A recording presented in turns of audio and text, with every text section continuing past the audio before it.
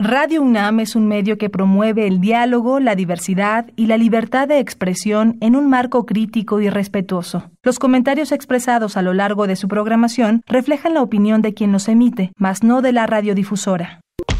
La actualidad. La actualidad. La actualidad. La actualidad demanda cuidar nuestra salud. Estar informados es nuestra mejor herramienta. Hipócrates 2.0. Investigación y vanguardia en salud. Una producción de Radio UNAM y el Programa Universitario de Investigación sobre Riesgos Epidemiológicos y Emergentes. PUIRE. Hipócrates 2.0. Hola, ¿qué tal? Bienvenidos a Hipócrates 2.0. Yo soy Mauricio Rodríguez, los saludo con muchísimo gusto como cada semana. Muchas gracias por estarnos acompañando aquí en Radio Universidad. En el programa de hoy vamos a platicar sobre el sarampión. Pues en las últimas semanas ha habido información técnica relevante a nivel de epidemiólogos, infectólogos y todo el gremio. Y vale la pena poner al alcance de toda la audiencia algo de información relacionada con esta enfermedad, simplemente para estar todos alerta. En los últimos años ha habido un incremento gradual, sostenido, en el número de casos de sarampión a nivel mundial. Quizá los datos más impactantes y relevantes han ocurrido en Europa, donde en el año 2022 habían registrado alrededor de 940 casos y tan solo en los primeros 10 meses del año 2023 se registraron alrededor de 30,000 casos, lo que desde luego encendió todas las alertas, ¿no? En Estados Unidos también en los últimos 5 años han habido alrededor de 1,500 casos con un comportamiento pues muy asociado a brotes de varios casos en poblaciones no vacunadas, sobre todo de infantes, ¿no? Entonces esto también se ha conectado, y en México el último brote que tuvimos fue en el 2020, casi coincidió con la pandemia, en la primera ola de la pandemia de COVID-19. Entre febrero y agosto llegó a haber alrededor de 196 casos en nuestro país. La gran mayoría de las personas eran no vacunadas. Se determinó que era un brote asociado a un caso importado, o sea, un caso que llegó de otro país y que trajo el virus de otro país y que propagó aquí y encontró algunos individuos no vacunados y ahí causó contagios. Entonces, estos son como los componentes esenciales del problema con sarampión, ¿no? Es una enfermedad infecciosa y si encuentra a los no vacunados, pues se va propagando. Pero decidimos hacer una recopilación de las preguntas más frecuentes relacionadas con el sarampión y vamos a tratar de irles dando respuesta de una manera ligada, de una manera vinculada, para que ustedes tengan un poco más de información y puedan tomar algunas decisiones y sobre todo pues estar al tanto y pendientes de lo que pudiera estar pasando en los siguientes meses. Así que comenzamos con la serie de preguntas y respuestas. ¿Qué es el sarampión? ¿Cómo se manifiesta la enfermedad y cómo se contagia? El sarampión es una enfermedad viral, prevenible por vacunación, altamente contagiosa, potencialmente grave, que tiene 2 etapas en su presentación clínica. Tiene una primera etapa parecida a un catarro, dolor de cabeza, fiebre, nariz tapada, estornudos, tos, dolor de garganta. En ese momento es difícil de diferenciar de las otras enfermedades. Empiezan los síntomas más o menos rápido. En poco tiempo se alcanza la evolución de ya tener fiebre, ataque al estado general, ¿no? y el malestar así mucho más aparente. Después de esta etapa de la fase catarral, poquitos días después viene una etapa de exantema, que son lesiones en la piel visibles. Básicamente son unas lesiones tipo ronchas, como rojas. Generalmente empiezan en la cara, después se van yendo hacia todo el cuerpo y se hace una afectación prácticamente generalizada. Se contagia a través del contacto directo de una persona que tiene el virus, que está desarrollando las manifestaciones clínicas, con una persona que está sana, que es susceptible. Es más frecuente que las personas que no están vacunadas contra el sarampión o las personas que tienen su sistema inmune debilitado, comprometido por alguna enfermedad, por algún tratamiento, por alguna otra condición, pues tengan mayor riesgo y sean más susceptibles y pudieran incluso desarrollar la enfermedad más grave. La gran mayoría de los casos no presenta ninguna complicación, se resuelve con los cuidados generales. Existe un alto riesgo de que no nada más que se complique el sarampión, sino que se complique con otras enfermedades agregadas. Pero el mismo sarampión puede provocar también problemas en los oídos, puede provocar otitis, puede provocar neumonía y en algunos poquitos casos, pero que justamente al ser muchos aumenta la probabilidad, también puede haber afectación al cerebro con consecuencias más graves, con necesidades de atención hospitalaria, intensiva, mucho más grandes también. Y esto pues puede ocurrir en los no vacunados, en las personas inmunocomprometidas, y es uno de los riesgos asociados. El dato más relevante con el sarampión es que es uno de los virus, si no es que el virus más contagioso. Una persona que tiene sarampión, que tiene el virus del sarampión, puede contagiar hasta a 16 personas en su entorno. Entonces, si lo comparamos con algunos de los peores momentos de COVID, donde había una persona podía contagiar a 3 o a 4, o la influenza, que una persona puede contagiar entre 1 y 2, dependiendo del tipo de virus y del momento epidémico, pero más o menos cuando uno compara esto, pues sí ve que el sarampión es uno de los más contagiosos. Y esto es pues por sus características, por la forma en la que se contagia, por el tiempo que dura, la capacidad de contagiar, por el periodo de incubación, que ocurre pues relativamente rápido y empieza la persona a ser contagiosa, y en este estar con síntomas inespecíficos pues termina contagiando a otras personas en su comunidad. ¿Por qué ha resurgido en algunos lugares del mundo en los últimos años? Bueno, desde la década de 1970 se empezó a introducir la vacuna contra el sarampión. Inicialmente se vacunaba con una vacuna que solo protegía contra el sarampión. Después, entre los 80s y 90s, se dispuso ya de una vacuna que contenía además los elementos para proteger contra la parotiditis y la rubeola, y se hizo una vacuna combinada que se llama la vacuna triple viral, que es sarampión, rubeola y parotiditis. Se introdujo en muchos países y después además se tuvo también una vacuna que contiene los elementos para proteger contra el sarampión y la rubeola, que se llama vacuna doble viral y que se utiliza además como refuerzo en los adolescentes. Entonces se fueron diseñando esquemas, logrando coberturas, y el sarampión se fue manteniendo a raya hasta pues alrededor del inicio de la década de los 2000, donde empezó a haber un poco de confusión respecto a esta vacuna. Se le atribuían algunos elementos de riesgo que después se vio que no estaban bien analizados y que eran falsos incluso, y también empezó a bajar tanto la incidencia del sarampión, o sea, había tan poquitos casos de sarampión que la percepción de riesgo cambió.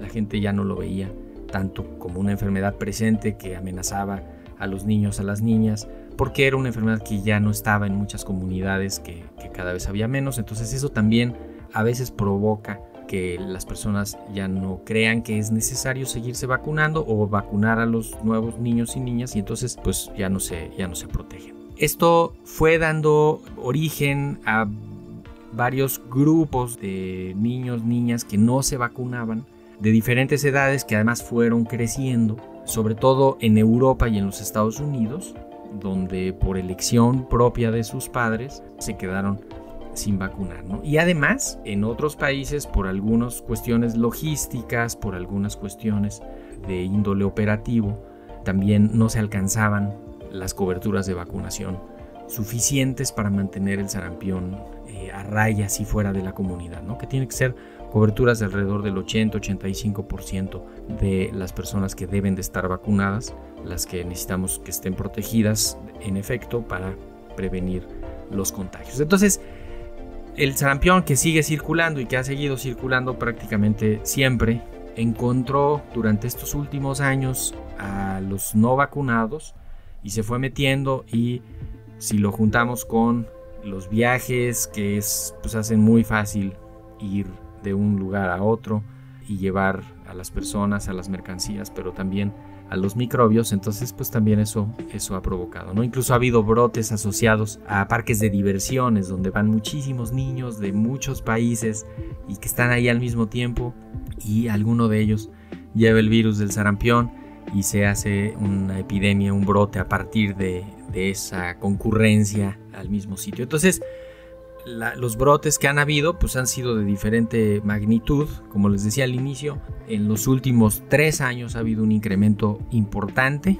La Organización Mundial de la Salud, a través de sus oficinas en Europa, en América, ha emitido alertas epidemiológicas, avisos para que se vigile, se amplíen, se mejoren las coberturas, se vacune a los que no están vacunados y se proteja a los más vulnerables. Entonces, pues estas son las condiciones en las que estamos. Por eso ha resurgido en varias partes del mundo y es un riesgo que tenemos pues prácticamente todos los países, porque estamos conectados y los virus no respetan fronteras.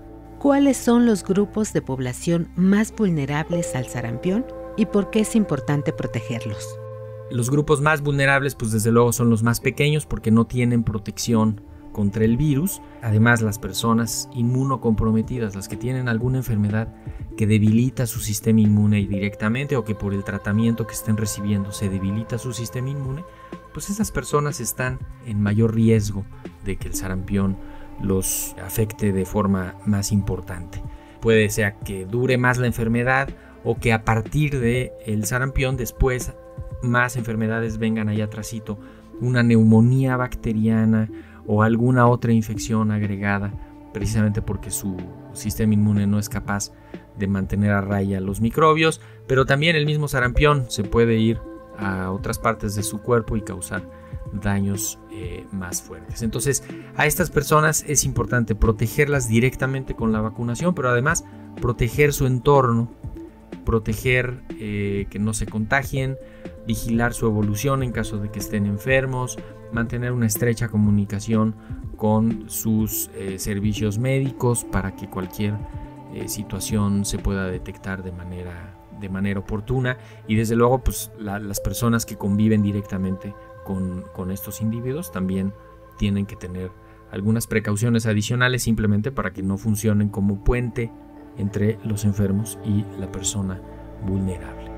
¿Qué riesgos conlleva el resurgimiento de casos y brotes de sarampión para la salud pública y la sociedad general?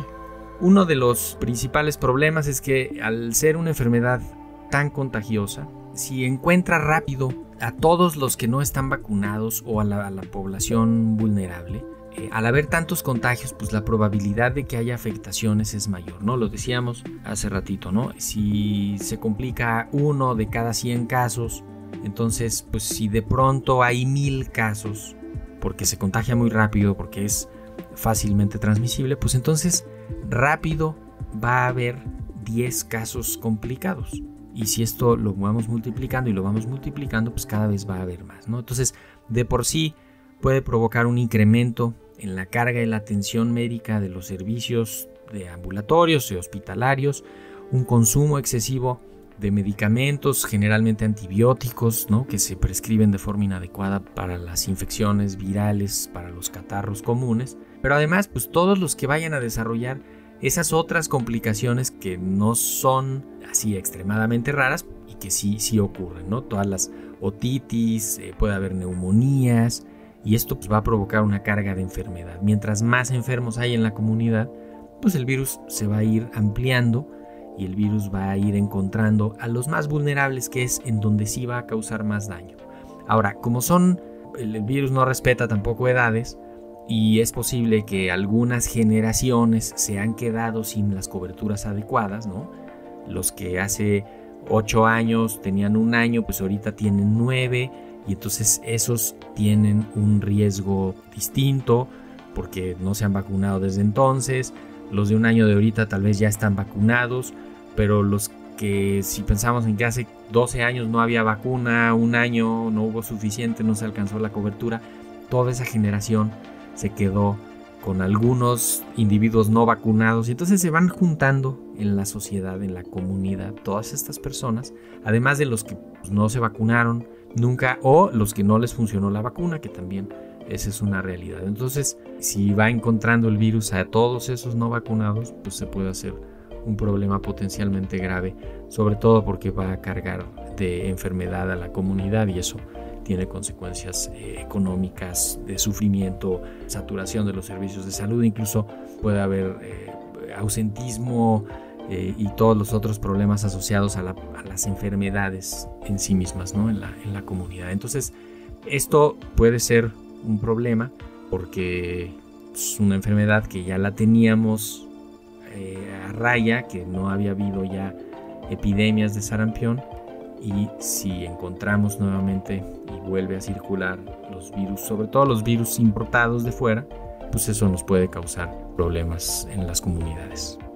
¿Qué tan eficaz y segura es la vacuna contra el sarampión? ¿Quién debe ponérsela y por qué es crucial la vacunación masiva?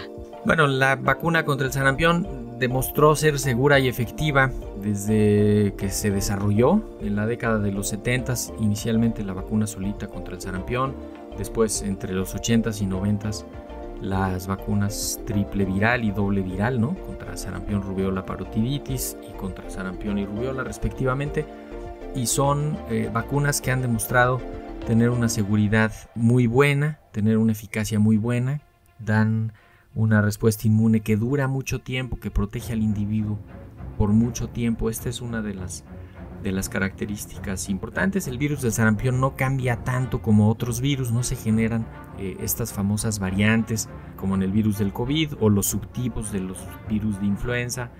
El virus del sarampión es más o menos un virus estable que no cambia mucho y la respuesta inmune que se hace al virus es muy buena. Entonces una persona que tiene su esquema completo de vacunación se puede considerar protegida, incluso los mayores de 50 años que probablemente no fueron vacunados en su infancia, pero que ya pasaron por una etapa en la que hubo mucho sarampión, también podrían considerarse protegidos. Es una vacuna que ha sido muy estudiada, hubo un escándalo fabricado en contra de ella a finales de los 90s y principios de los años 2000, donde se cuestionó su seguridad, pero después se hicieron muchísimos estudios específicamente para evaluar la seguridad y se encontró que es una vacuna muy segura. Esta vacuna la deben de recibir todos los niños y niñas al cumplir 1 año de edad. En algunas situaciones se les puede poner un poquito antes que cumplan el año de edad para, digamos, acelerar la protección. Se les pone ahí en ese momento la vacuna triple viral y después a los 6 años se les vuelve a poner un refuerzo también con esa misma vacuna triple viral, y algunas veces en la adolescencia, alrededor de los 11 años, se les pone un refuerzo con la vacuna doble viral ya nada más, que es sarampión y rubiola. Este es el esquema habitual que deben de tener los niños y las niñas. Es un esquema completo, suficiente, con eso se confiere la protección adecuada. Si el esquema es incompleto, si no hay evidencia de que tenga ninguna de las vacunas previas, si pasan de los 6 años y todavía no tienen ninguna dosis, entonces ya se tiene que hacer un esquema de vacunación ya un poquito más enfocado en el individuo. Se le ponga una dosis y después en los siguientes meses pronto se le ponga la segunda dosis para alcanzar la máxima protección, o incluso algunas poblaciones de adolescentes, de adultos jóvenes que tampoco tengan antecedente de vacunación, se les puede poner un refuerzo con la vacuna de sarampión rubiola. Es una vacuna que se hace con virus vivos atenuados que no causan la enfermedad, pero que sí estimulan el sistema inmune. Entonces a las personas que tienen inmunocompromiso así severo, que están en condiciones clínicas delicadas, no se les puede poner, pero al resto de las personas sí, ¿no? Las embarazadas desde luego tampoco pueden recibir esta vacuna, pero digamos el resto de las personas sí la pueden recibir, ¿no? Es una vacuna que está pensada para esquemas y para acciones de vacunación a nivel comunitario, a nivel general. Tampoco es una vacuna que uno puede ir y ponérsela en cualquier momento, lo que uno considere. Se tiene más bien que seguir todos estos lineamientos, y en caso de generaciones que se quedan con poca protección, entonces se pueden hacer intervenciones de vacunación específicas para las personas de cierta edad que se pongan un refuerzo, y eso también se hace en algunos momentos, ¿no? En nuestro país lo hemos hecho en varios momentos con grupos generacionales que se identifica que tienen baja protección y se les pone esto. De entrada, pensar en que a los 6 años un niño o una niña tiene que tener 2 dosis de la vacuna contra el sarampión, y con eso está protegido. Mientras más niños y niñas se vacunen, pues mayor protección vamos a tener en toda la comunidad, porque pues finalmente los niños y las niñas van a ser el puente principal para la transmisión del virus. ¿Qué acciones se pueden tomar a nivel individual y comunitario para prevenir la propagación del sarampión y proteger a la población vulnerable? Pues lo primero es estar informados, por eso quisimos hacer este programa, para que la gente sepa que el sarampión existe, que en otros países está siendo un problema, que en México estamos en riesgo, que los riesgos principales pues, están asociados a viajeros, a situaciones de viaje, a convivencias masivas, situaciones así de riesgo, pero además pues, a personas no vacunadas, ¿no? Es fundamental identificar a los más vulnerables, que sepan que son vulnerables, que se asuman como más vulnerables y tomen acciones para eso, y que si uno tiene una persona vulnerable cerca, pues también lo sepa y haga todo lo posible para protegerlo, para que no se vaya a contagiar. Dijimos que hay una parte del sarampión que pasa como un catarro común y después vamos a ver las lesiones aparentes en la piel. Entonces, pues estrictamente tendríamos que estar previniendo contagios de todos los catarros, ¿no? Tendríamos que tener acciones afirmativas para prevenir contagios de los catarros. Y esto no es tan complicado, esto se resumiría en 3 acciones básicas, que es usar cubrebocas cuando se tengan síntomas de enfermedad respiratoria, vigilar la evolución y promover higiene, ventilación y las medidas generales, ¿no? Con esto vamos a saber, o sea, si vigilamos la evolución de una persona, de un niño, de una niña, vemos que tuvo un catarro y a los 2, 3 días, 4 días tiene lesiones en la piel, ya estamos ligando esto y vamos a ir con los médicos y vamos a avisar esto que está pasando, y entonces se pueden tomar acciones inmediatas. Si evitamos convivencias mientras están enfermas las personas, también con eso se reduce la probabilidad, no porque cayó el fin de semana, que es cuando se va a ver a los abuelos, y si hay alguien enfermo, pues no importa porque ese es el día en el que vemos a los abuelos. No, eso no puede ocurrir. Se tienen que tomar medidas formales, serias. También buscar la vacunación, entender la vacunación como un fenómeno mundial complejo. No siempre están todas las vacunas disponibles, entonces pues hay que aprovechar el momento en el que sí están las vacunas disponibles. Estos brotes que hay en Europa, hubo 30,000 casos en el 2023, en tan solo 10 meses. Imagínense las necesidades de vacunación de Europa. Esto provoca que Europa, en vez de pedir el número de vacunas que pide habitualmente, pues tenga que pedir un número adicional, extraordinario. Y entonces los productores de las vacunas pues tampoco tienen suficientes vacunas para andar diciendo, si ahora tú quieres 3 millones más, pues te los mando, ¿tú cuántos millones más? Y eso pone en aprietos el mercado de las vacunas. México no es productor de vacuna contra el sarampión. Desde hace muchos años nuestros gobiernos decidieron que no íbamos a ser productores de vacuna contra el sarampión, y ahorita, pues desde hace varios años estamos esperando siempre que las vacunas vengan de fuera. Esto tiene que cambiar. En lo que eso cambia, pues tenemos primero que entender el fenómeno y después ponernos las vacunas cuando estén, cuando nos toque. Estar siempre pendientes, cerca, en los centros de salud. Si el niño o la niña va a cumplir 1 año, pues desde antes te vas acercando al centro de salud y vas preguntando si hay vacuna o no. Capaz que en ese momento ahí ya está la vacuna, tiene 11 meses, pero ya se puede aprovechar la oportunidad.